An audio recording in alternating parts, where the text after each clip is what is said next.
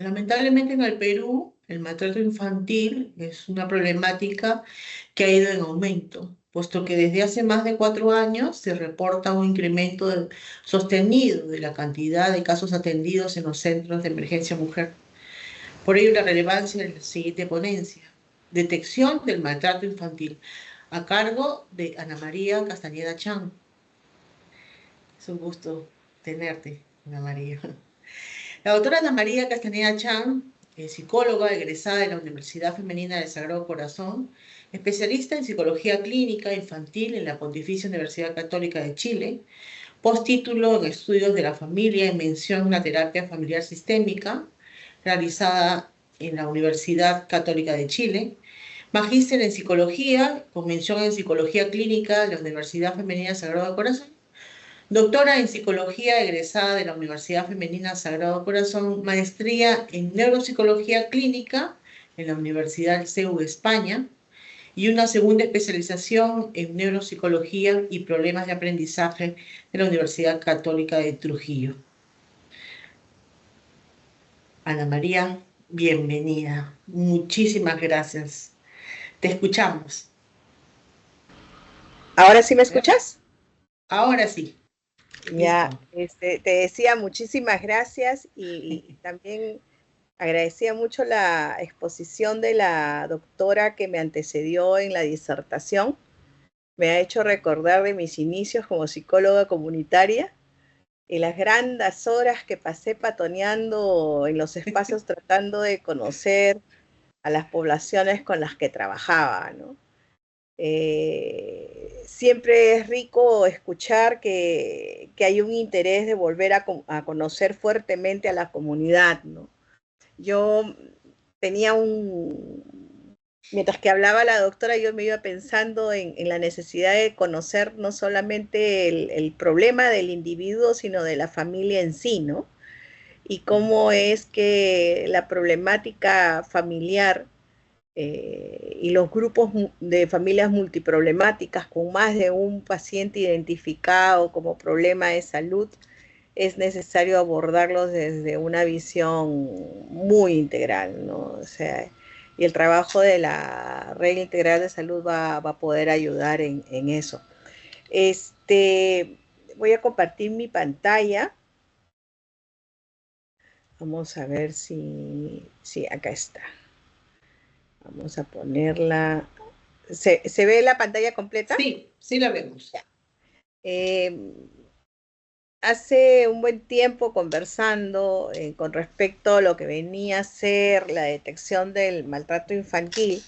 Este es un tema que es, si bien es cierto, un tema que se comparte mucho, también es un tema que es necesario siempre retomarlo, ¿no?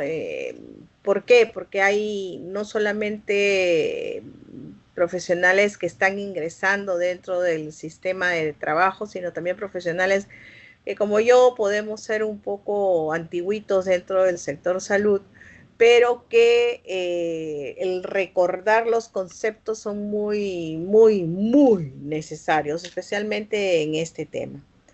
Vamos a desarrollar 3 puntos. El primero que tiene que ver con generalidades, la sospecha y la detección del maltrato y cómo valorar el caso.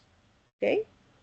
Eh, Dentro de la generalidad es necesario tener un concepto bien claro con respecto a lo que es maltrato infantil. El maltrato infantil se define como toda acción, omisión, trato negligente, no accidental, que priva al niño, y vamos a entender niño en su más amplio sentido de la palabra, niño, niña y adolescente, ¿ok? Que priva al niño de sus derechos, su bienestar, que amenaza o interfiere su desarrollo físico, psíquico o social y que los autores de estas situaciones de una, dos o más pueden ser personas, instituciones e incluso la misma sociedad. ¿Okay? ¿Y por qué es necesario tener en consideración eso?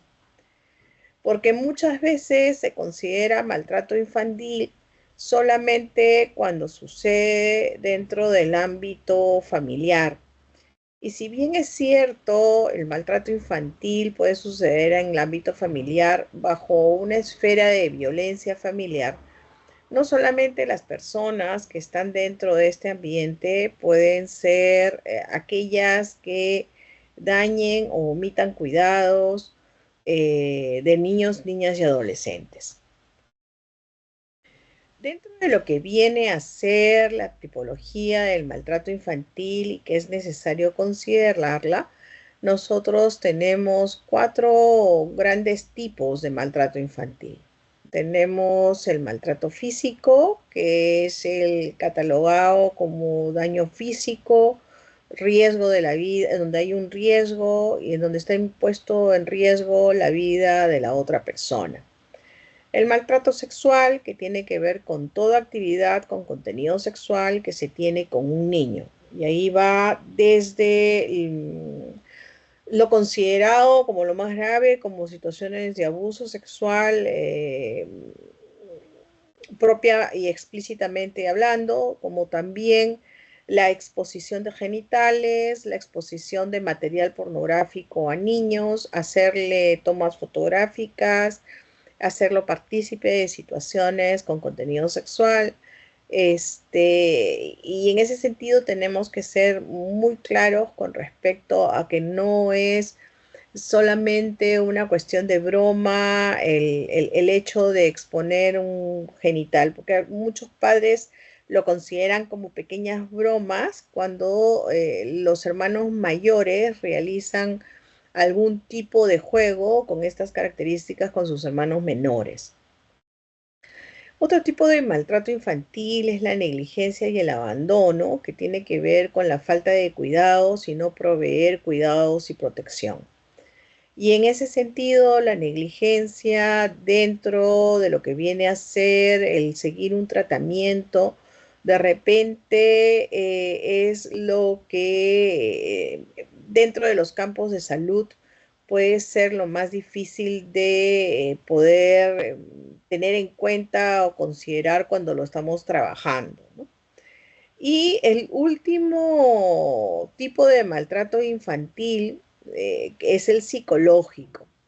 Y el psicológico tiene que ver con daño de autoestima y desarrollo emocional del niño.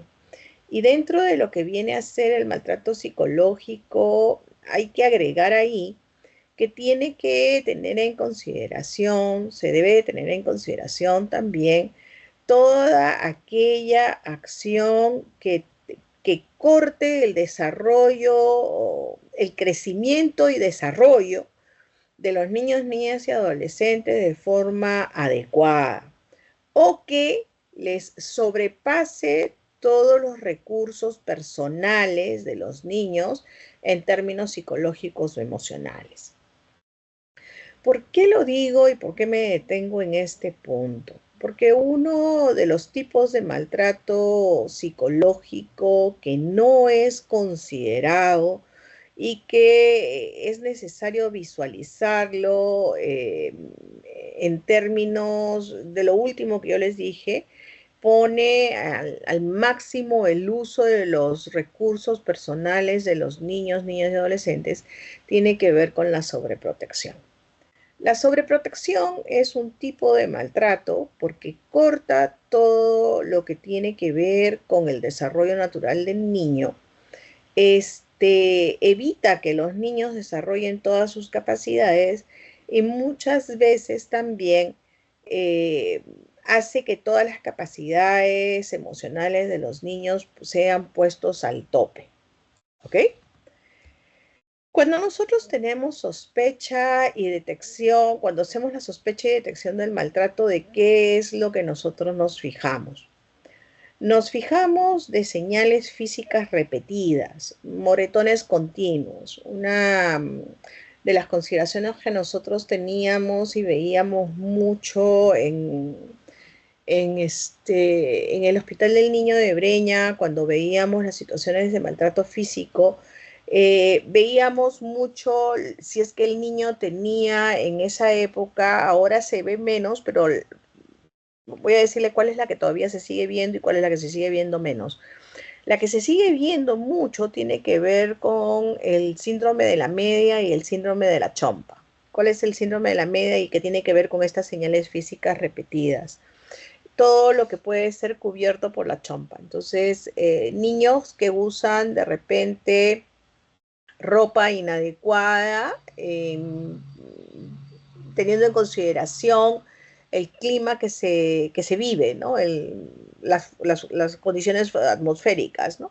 Entonces, todo lo que esté por debajo del cuidado de la chompa. Entonces, nosotros observábamos mucho que habían niños que de repente usaban manga larga en periodos inadecuados de temperatura y cuando alzábamos o subíamos la manga encontrábamos moretones que no tenían una explicación lógica de presentarse. La otra, que todavía la seguimos observando, esa la observamos ahora menos, pero ahora actualmente la seguimos observando, es la que tiene que ver con el uso de medias elevadas, altas, a pesar de que de repente puedan usar pantalón. El momento de hacer los exámenes, es imprescindible que los médicos y los profesionales que realizan los cuidados, los exámenes físicos, puedan observar que si es que debajo de las medias se encuentran moretones, raspadas, cosas que no tienen una explicación, que son totalmente diferentes a lo que viene a ser la presencia de cortes, que es lo que comúnmente se llama como cutting, que incluso el cutting a nosotros ya es para nosotros ya es un elemento que nos hace saltar las alertas de que algo está pasando en el medio ambiente y en los recursos personales de los niños y adolescentes para poder sospechar que algo está pasando y que ese algo merece una atención. Nosotros podemos sospechar de maltrato infantil cuando existe retraso en el desarrollo psicomotor, desarrollo en el desarrollo psicológico o en el desarrollo emocional. Si bien es cierto la presencia de niños, niñas y adolescentes que tienen un retraso en el desarrollo psicomotor, este es un factor de riesgo frente a lo que viene a ser la presencia de situaciones o de conductas de maltrato infantil. El retraso en el desarrollo motor, psicológico, emocional puede ser también un indicador de maltrato por negligencia en el cuidado o por abandono, independientemente que se tenga o no se tenga retraso mental o retraso en el desarrollo. Entonces, el retraso en el desarrollo es tanto un factor de riesgo como retraso en el desarrollo, pero también es un factor de alerta en el caso de que no se presente un retraso mental. ¿Okay? El uso inadecuado o un cuidado ineficiente puede estar como sospecha de lo que viene a ser un maltrato de tipo abandono o de negligencia, independientemente de la situación socioeconómica que puedan tener las personas. Es muy sabido que a pesar de que puedan tener una situación socioeconómica de deprivación, muchas veces la vestimenta en capas es lo que más se observa, ¿no? La vestimenta en capas nosotros le llamamos fundamentalmente cuando presentan este tipo de vestimenta que yo tengo en este momento, ¿no? Un polo largo con un polo corto, encima otro polo corto, pero ahí vemos que hay un tipo de cuidado y protección frente a la situación climática. Pero el uso inadecuado de indumentaria hablamos específicamente cuando, por ejemplo, hace frío y los niños vienen a la consulta con un polito muy delicado, ¿ok? O, o hace mucho calor y tienen la vestimenta en capas, a menos que vengan de una zona muy alejada o que tengan una vivencia en donde el factor climático amerite de que la distancia de traslado donde va a recibir la atención tenga que tener esa vestimenta en capas, nosotros comenzamos a visualizar.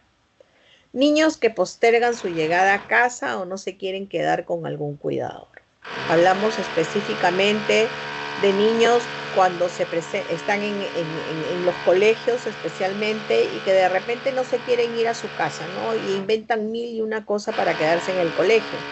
O que de repente están buscando continuamente que ir a la casa de los amiguitos, ¿no? O sea, y no se quieren ir a su casa, ¿no? O sea, inventan mil y una cosa.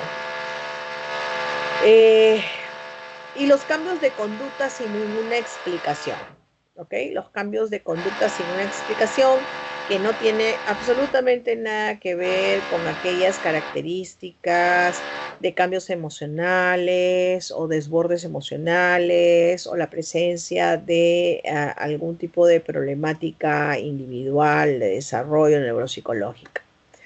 Todas estas situaciones nos dicen a nosotros, nos llevan a nosotros a poner, como se dice, las antenas en preparación y nos hacen sospechar que algo está pasando, ¿ok?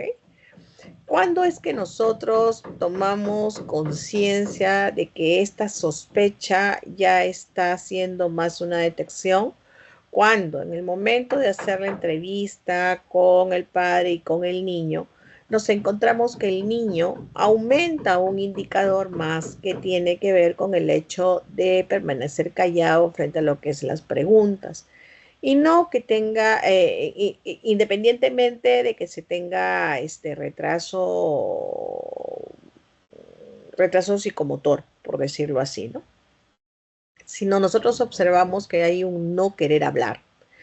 Una de las cosas de sospecha es cuando nosotros le preguntamos a los niños y los niños no nos miran y de repente siempre están mirando a la persona que los acompaña como una forma de medir el asentimiento o el permiso, pedir el permiso para poder hablar. ¿Okay?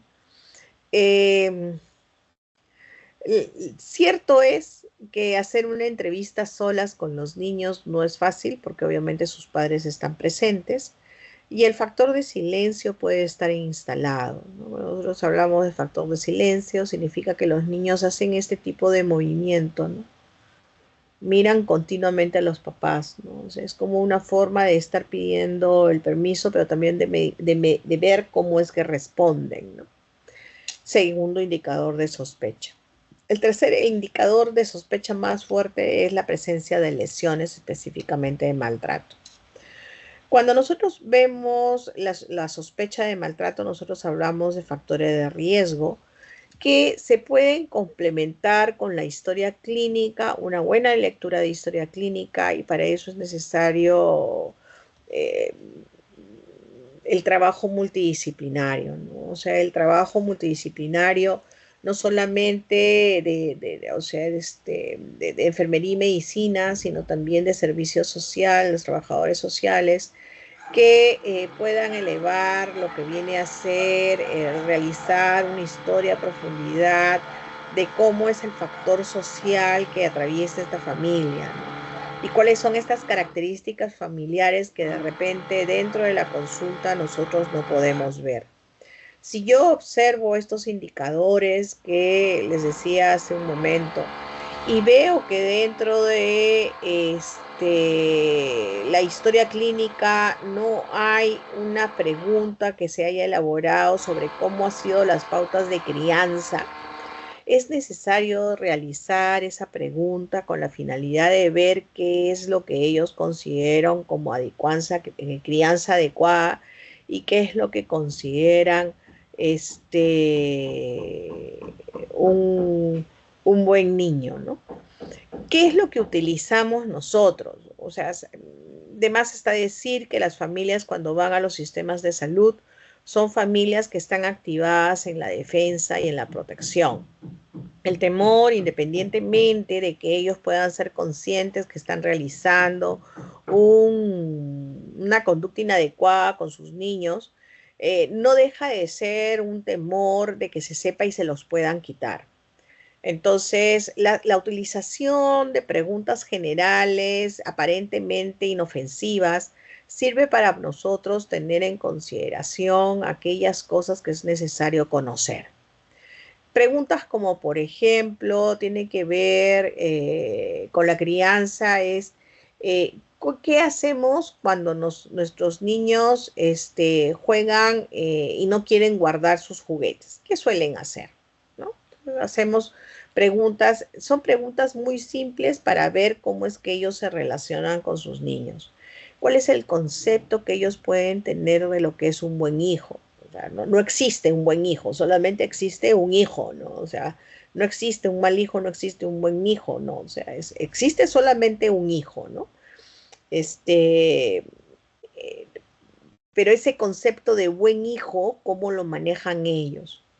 ¿Cuáles son las historias de cómo es que fueron criados? O sea, ¿y cómo es que su papá usted lo crió, ¿no? O sea, que nos lleva a nosotros para ver la posibilidad o ese desarrollo ontogenético de si fue bueno para mí, también es bueno para mi hijo, y que tiene que ver con el uso de castigos o correctores.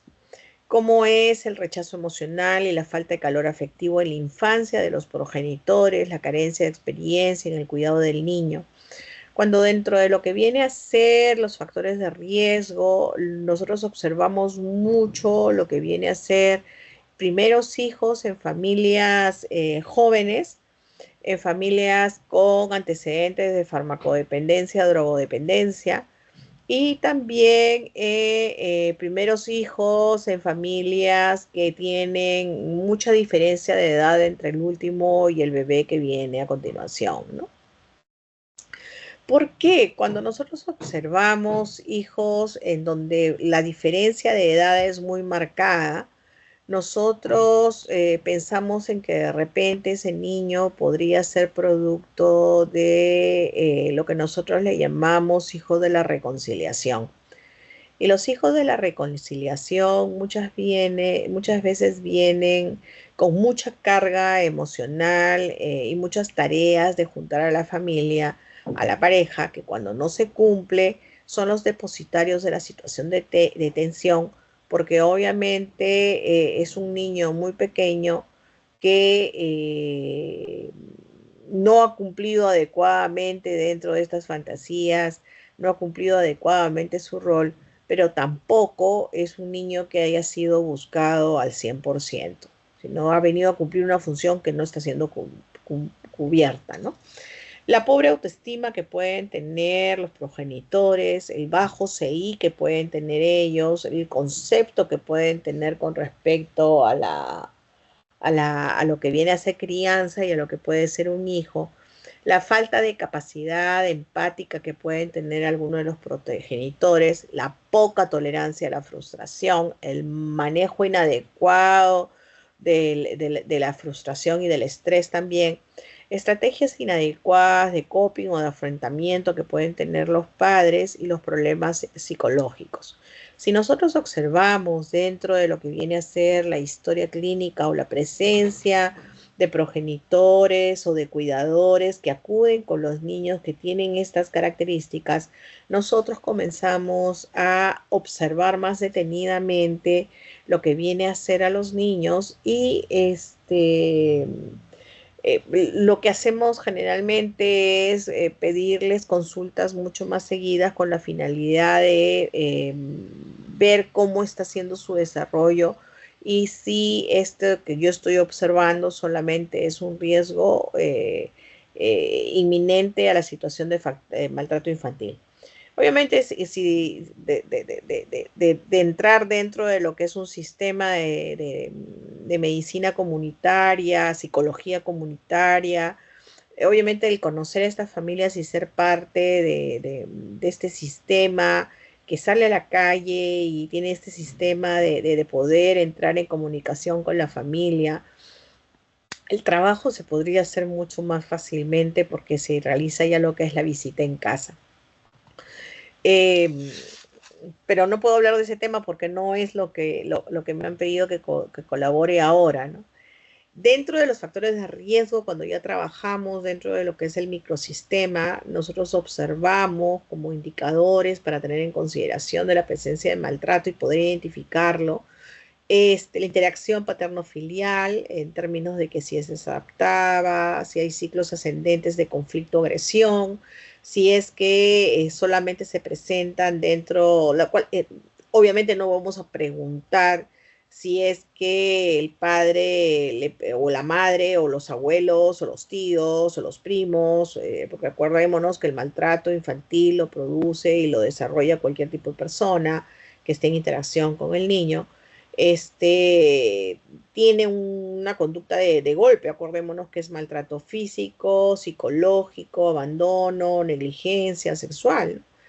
Estas cuestiones de desadaptación, si es que el padre o la madre o el cuidador o los profesores en los sistemas escolares llegan muy tensos o gritan, si solamente el grito o el golpe se presenta en determinadas horas del día, dentro de lo que viene a ser el factor de riesgo, es necesario e imprescindible preguntarlo. Obviamente las preguntas no se realizan de esa forma, hay cuestionarios que se utilizan para poder realizar este tipo de intervención, pero vemos cuáles son las técnicas de disciplina coercitiva que suelen utilizar.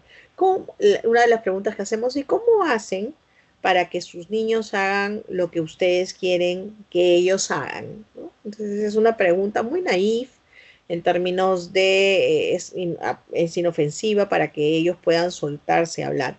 Obviamente cuando nosotros nos metemos a hacer este tipo de preguntas, ya existe un rapport muy trabajado con los familiares con la finalidad de que no se despierten las defensas, ¿no?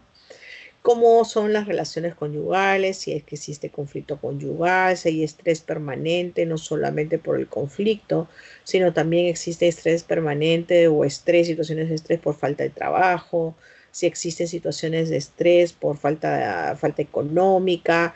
La entrada de personas nuevas dentro del sistema familiar también es una situación de estrés, también dificulta lo que viene a ser relaciones conyugales.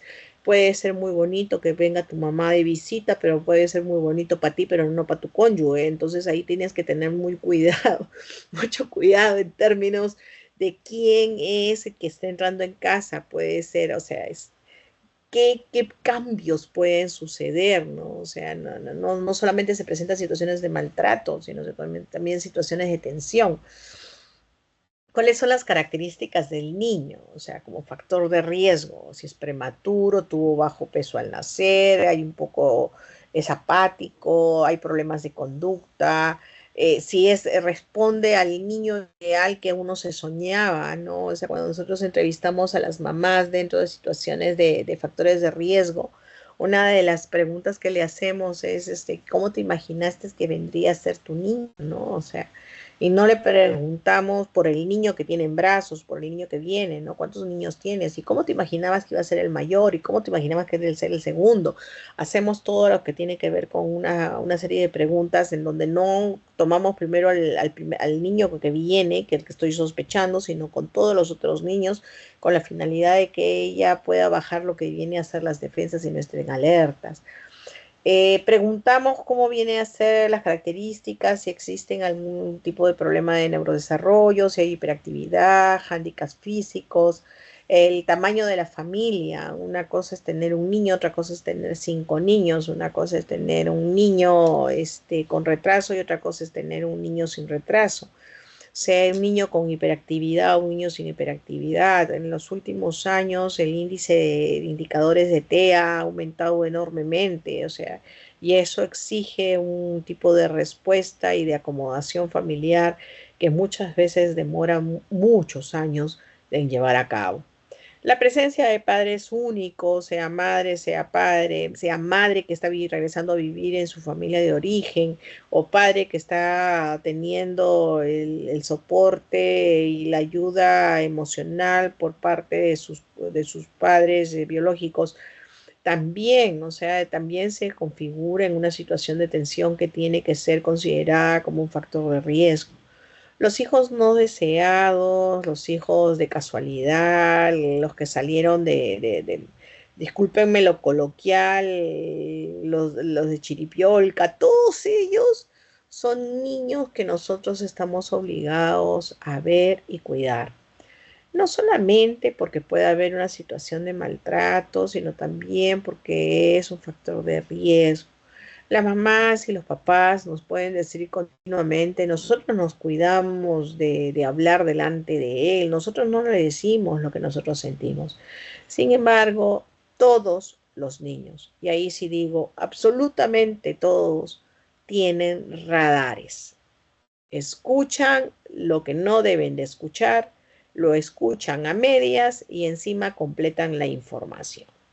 Deber de los padres y los cuidadores, estar muy alertas de cuándo, a qué hora se habla, con quién se habla, el tono de voz de que se utiliza, porque todo eso puede ser interpretado inadecuadamente y la conducta del niño puede cambiar. O sea, situaciones de tensión conyugal ya configura un sistema en donde la tensión está elevada y es lo que nosotros le llamamos un sistema caliente. El sistema caliente es un sistema que en cualquier momento puede hacer eclosión, puede hacer explosión y puede utilizar correctivos verbales o físicos que pueden dañar al niño. Dentro de los factores de riesgo que se encuentran dentro del exosistema, nosotros encontramos, si hablamos en términos de trabajo, el desempleo de alguno de los progenitores o de ambos, la falta de dinero, la pérdida del rol que uno puede tener, la pérdida de autoestima y de poder, el estrés conyugal por la reacomodación, la insatisfacción laboral, la tensión en el trabajo. Todo eso es un sistema hot, caliente, que puede hacer que se presenten situaciones de maltrato infantil. Obviamente, todo esto nosotros lo sabemos si tenemos la posibilidad de realizar una historia clínica exhaustiva que nos permita saber cuáles son esas situaciones de tensión. Dentro de lo que viene a ser el exosistema, el vecindario y la comunidad, son dos cosas que nosotros buscamos conocer. Tiempo de vivencia en el lugar donde está morando actualmente, motivos por los cuales salió del otro lugar, los cambios domiciliarios, los cambios de colegio y la falta de apoyo social. Migraciones. Las migraciones son un punto para considerar no solamente como un factor de riesgo de maltrato infantil, sino un factor de riesgo de problemáticas de salud mental que se pueden visualizar a corto plazo, 6 meses a un año, que ya estaríamos dentro de situaciones de estrés crónico.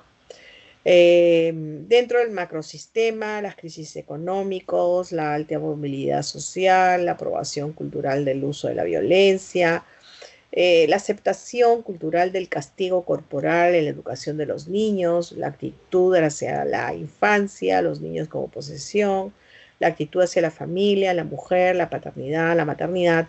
Yo le agregaría dos más que tienen que ver con el macrosistema: la falta de conocimiento de las leyes que protegen y cuidan a los niños, niñas y adolescentes, la falta de la búsqueda la falta de los sistemas de salud que puedan ser cercanos, el considerar que los niños solamente deben de ir a cierto tipo de atenciones, el no preguntar por parte del macrosistema cómo es que los niños están siendo cuidados y protegidos, se configura dentro de lo que viene a ser un factor de riesgo. Si yo soy un hospital de adultos, pero no pregunto cómo van los niños, o soy un médico de adultos, pero no pregunto cómo van los niños, sin querer estoy cometiendo una situación de obviedad que debería de ser subsanada, fundamentalmente cuando tengo actitudes de adultos que nos hacen a nosotros visualizar la presencia de un factor de riesgo. Cuando nosotros tenemos dentro de estas características individuales, familiares y sociales, vamos a hacer un repaso.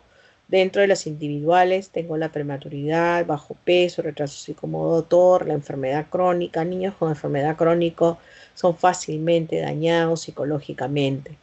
El retraso escolar, la edad, menor de 3 años, porque no nos pueden hablar ni decir qué es lo que les está pasando. Niños con problemas de neurodesarrollo, el más común, hiperactividad y TEA, especialmente porque el tenerlos tranquilos o que estén, comillas, quietos, pone en situaciones de tensión a los padres. La irritabilidad, el sexo distinto al deseado, niños sin escolaridad. Dentro de los familiares, embarazo no deseado, gestación no controlada, conflictos de pareja, presencia de delincuencia, marginación, alcoholismo, entre otros. Dentro de los sociales, normas sociales de violencias toleradas, inmigrantes no integrados, vivencias deficientes, aislamiento social, inestabilidad laboral, crisis económica. Y frente, obviamente, a los factores de riesgo que nosotros tenemos que ver como detección de estos factores y de posibles situaciones de maltrato, en las cuatro grandes tipos de maltrato, están los factores de compensación, que vendría a ser el reconocimiento de las propias experiencias de maltrato de infancia, la presencia de hijos sanos que pueden ayudar a manejar la atención de la presencia de un hijo con algún tipo de problemática, los apoyos sociales, afectivos, el apoyo de la pareja, las experiencias escolares positivas, la seguridad económica, normas culturales opuestas al empleo de la violencia, los escasos sucesos vitales estresantes, las habilidades interpersonales, la divulgación de los derechos del niño, que eso es algo que ha bajado muchísimo y que este es un factor de compensación frente a la situación de factores de riesgo, y obviamente la presencia de progenitores con un CI normal o superior que pueden entender fácilmente que las situaciones de complicación no dependen de los niños, sino dependen de las circunstancias que puedan estar atravesando. Cuando nosotros hablamos de sospechas de detección en situaciones de abuso sexual, nosotros vamos desde aquellas que vienen a ser situaciones específicas como también inespecíficas. La única situación, nosotros hablamos que el abuso sexual no solamente es aquella que tiene que ver con el abuso sexual que nosotros de tipo sexual explícito, que tiene que ver con el uso de genitales, sino también hablamos de aquel abuso sexual que tiene que ver con la exposición y uso de los niños en contenidos sexuales o la exposición de niños a programas, revistas con contenido sexual. La conducta sexual explícita, o sea, cómo yo puedo sospechar de que existe una situación de abuso sexual. Cuando tengo conducta sexual explícita de los niños, o sea, niños que dependiendo de la edad ejecutan una conducta sexual que no está acorde a su edad de desarrollo, que tiene que ver con los juegos y lenguajes inapropiados a su edad, la utilización de un lenguaje diferente que nosotros sabemos como adultos que se utiliza para nombrar a los genitales, tanto masculinos como femeninos, y que no están dentro de la edad de desarrollo de los niños. La reactuación de un acto sexual, tanto de los niños con adultos, o también la reactuación del acto sexual a través de lo que es el juego con muñecos sexuados. La masturbación en público es de sospecha.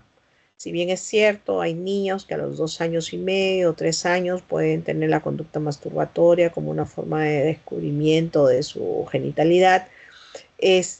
Cuando se hace en público, generalmente los niños lo hacen a solas o en su espacio seguro que viene a ser su casa. Cuando lo hacen en público y hay una conducta desinhibida, nosotros estamos sospechando de que algo pueda estar sucediendo. Los cambios de conducta sin una explicación, que tienen que ver con tristezas o sintomatología ansioso-depresiva, que se pueden presentar de forma marcada, no que uno lo vaya viendo con el paso del tiempo, sino que se puede presentar de forma marcada, o algunos padres lo han visto a lo largo del tiempo, especialmente cuando ha sucedido la presencia o ausencia de algún familiar que podía haber llegado al sistema familiar, ¿no? ¿Cuál es la valoración que nosotros hacemos dentro de las situaciones de maltrato? Hacemos primero la valoración de riesgo social y la valoración de riesgo físico.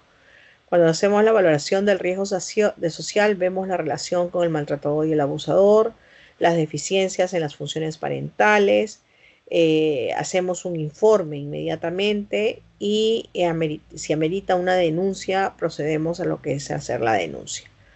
Y dentro de lo que viene a ser la denuncia, la evaluación va con el relato de lo que nosotros hemos observado. Ya es menester de la policía y de la fiscalía hacer las investigaciones para deslindar la presencia de una situación de riesgo social. A veces lo que hacemos también es llamamos a la UPE con la finalidad de que sean ellos los que realicen la evaluación, pero nosotros dentro de lo que viene a ser nuestra intervención, dentro de los sectores de salud, tenemos que hacer los informes que acompañen para que ellos puedan hacer la medición de riesgo social. Hacemos la evaluación de riesgo físico, que tiene que ver con lesiones y la magnitud, la intervención, obviamente a eso se da dentro de la intervención de los servicios de salud. Se hace la intervención médica, porque obviamente si la magnitud de la lesión hace imprescindible la intervención médica, se realiza la intervención médica y se procede a hacer la denuncia. Acordémonos que dentro de lo que viene a ser la sospecha de maltrato y situaciones de maltrato y abuso sexual infantil, el quehacer y el trabajo de todos los profesionales como equipo de trabajo interdisciplinario es necesario para evitar las situaciones de maltrato y la continuidad de las situaciones de maltrato y abuso sexual, ¿no? Estas vienen a ser la bibliografía que se ha utilizado para realizar las referencias.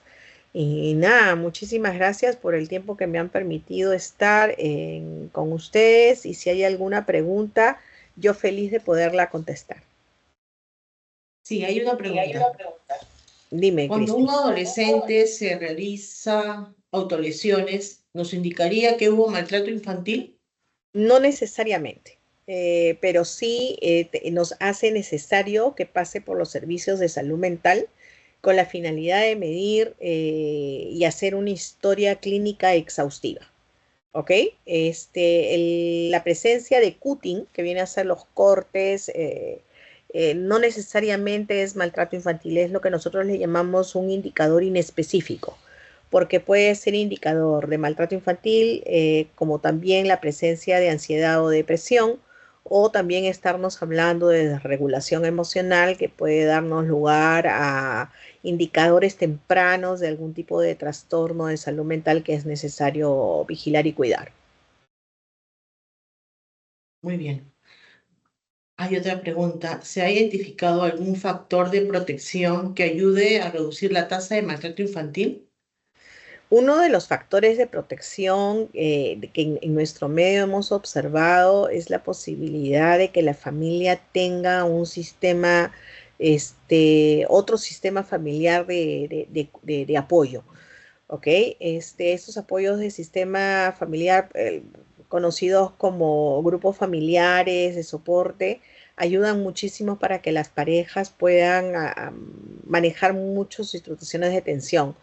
Las parejas que están aisladas o las familias que están aisladas, son factor de riesgo y factor protector, familias que tienen otras familias que las puedan contener.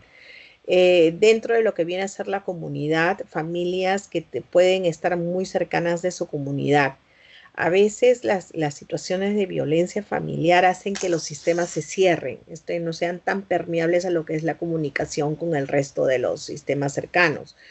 Para eso se hace necesario que exista una comunidad sensible con la finalidad de que estén continuamente atentos a lo que viene a ser la presencia del otro, ¿no?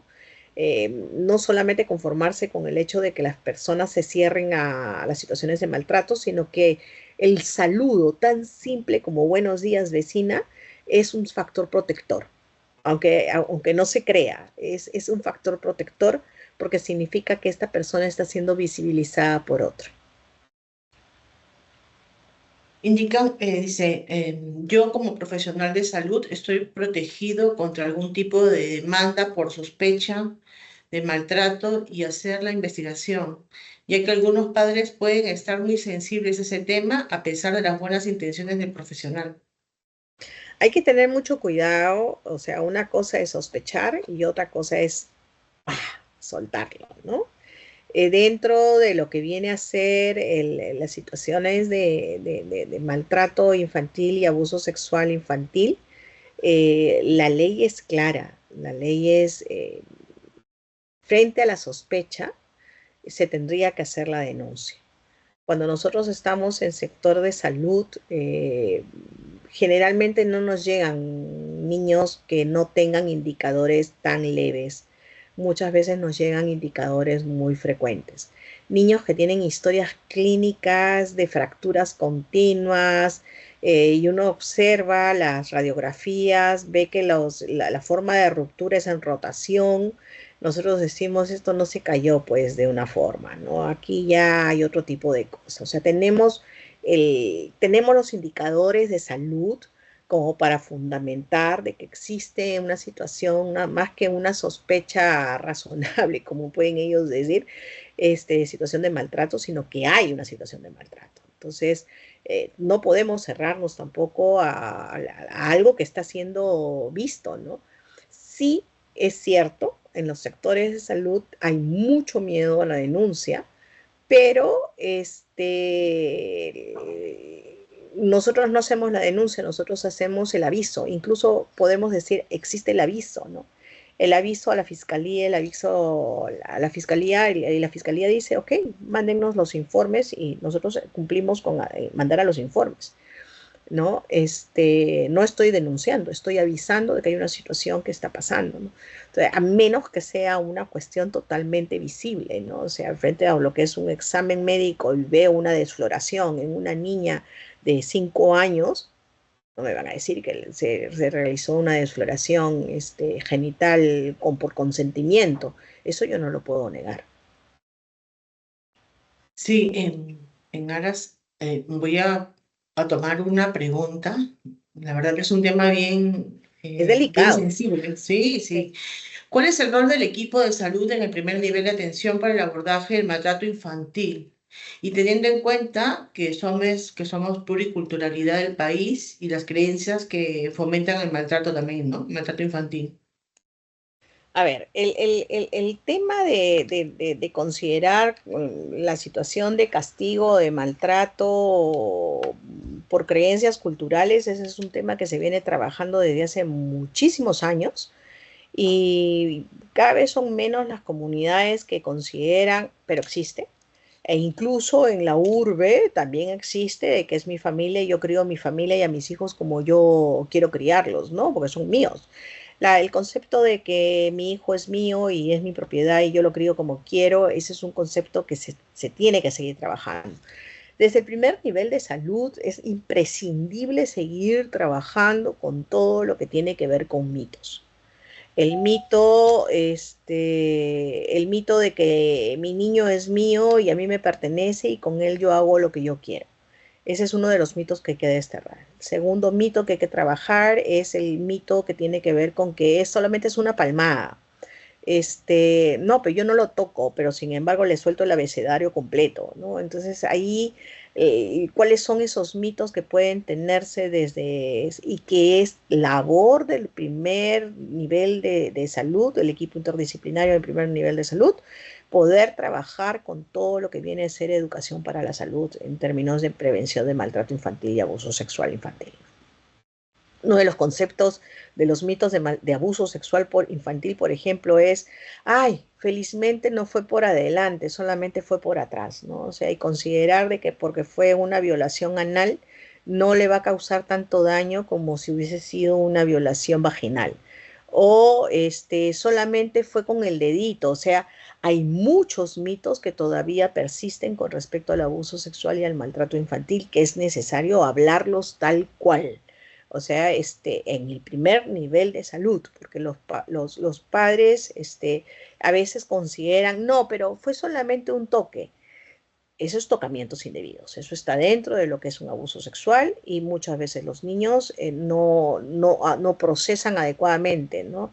Dentro de lo que viene a ser recuperación, yo he trabajado en recuperación de víctimas de maltrato infantil ya adultas y dentro de lo que viene a ser recuperación de mujeres adultas que han sufrido abuso sexual infantil por tocamientos, la negación del abuso sexual se ha configurado en una situación de trauma, que no lo han podido manejar porque hubo una negación. No pasó nada, fue solamente un cariño que te hizo tu hermano, no te hizo nada tu primo. O sea, la minimización del abuso sexual o del maltrato confunde mucho, esa es una negación, y genera mucha situación de inestabilidad emocional, tanto en hombres como en mujeres que lo han vivido y no saben cómo reaccionar después como son adultas, ¿no? O sea, ninguna situación de maltrato y abuso sexual se tiene que minimizar.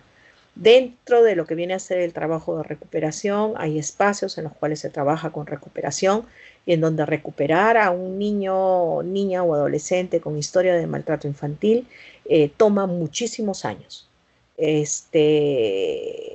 Lo máximo que nosotros hemos podido hacer en términos es ayudarlos a configurar en que ellos no son la causa del maltrato y del abuso ni de la desestructuración familiar, porque muchas veces los cargan a ellos de las situaciones de culpa, que ellos no fueron los que provocaron las situaciones de maltrato infantil y ayudarlos a configurar la idea de un plan de vida, que es bastante, y que eso nos ha tomado a veces hasta 5 o 6 años para poderlos acompañar. Entonces, yo tengo pacientes que los he tomado cuando tenían 9 años y que ahora que tienen 30 años los sigo acompañando, han podido rehacer sus vidas, tener hijos, pero siempre la situación de maltrato y de abuso, de que ellos puedan caer en situaciones de maltrato y abuso con sus propios hijos, es un fantasma que los acompaña el resto de su vida. Entonces, la responsabilidad de los que trabajamos en salud con niños, niñas y adolescentes y vemos estos tipos de situaciones, amerita que veamos y nos enteremos bien y asesoremos bien, en términos no solamente legales de lo que nosotros no podemos tener, sino nos configuramos también en profesionales negligentes, y la negligencia es un tipo de maltrato. Y si nosotros vemos dentro de lo que viene a ser la descripción y esa generalidad de concepto que yo les puse al comienzo, no solamente es la familia, sino también las instituciones y los profesionales que trabajan con niños, niñas y adolescentes que pueden estar viendo una situación de maltrato y no la denuncian. Y nos configuramos en maltratadores infantiles. Muchísimas gracias, Ana María. Definitivamente esta ponencia ha tenido mucha relevancia y por las preguntas, ¿no? Por el tema en sí es muy fuerte y es, como dije, es muy sensible. Es un tema muy Muchísimas sensible. gracias por transmitir siempre el conocimiento. Te deseo un fuerte abrazo.